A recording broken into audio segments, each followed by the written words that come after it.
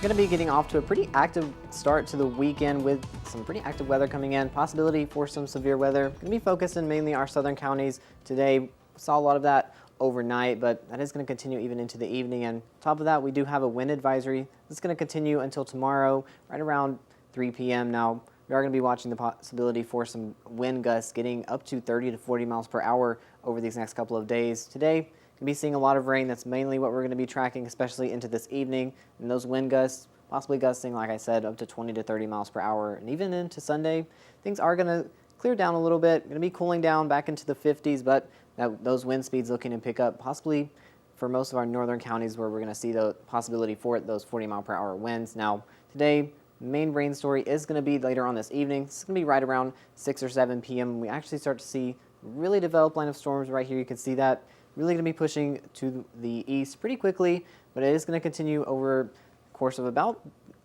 2 or 3 hours. Now we are going to see that really developed line of storms. This is where that severe threat is going to be coming in, and then a second line actually behind that possibly as well. Going to be moving out pretty quickly.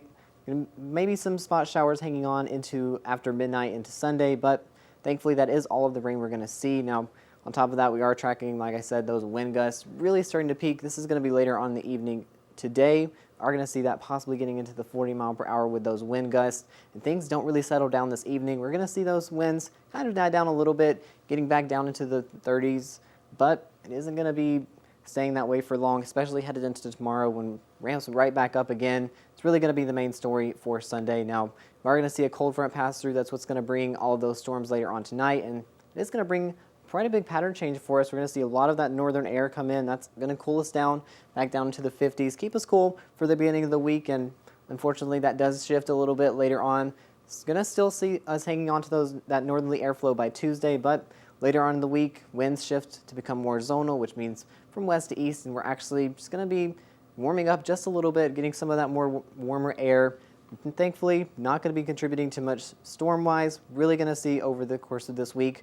Today going to be the only really main rainmaker, possibly some headed into next weekend, but conditions are looking very clear over the next couple of days. After today, we're going to see a little bit of a cool down, back down to the 50s like I was saying, and then fortunately another warm up with that zonal flow coming back in. Now, not going to be anticipating get back into the 70s, but are going to be pretty warm, and this is going to be pretty comfortable with no storm chances, and that sun is going to be out, so definitely time to get outside after today.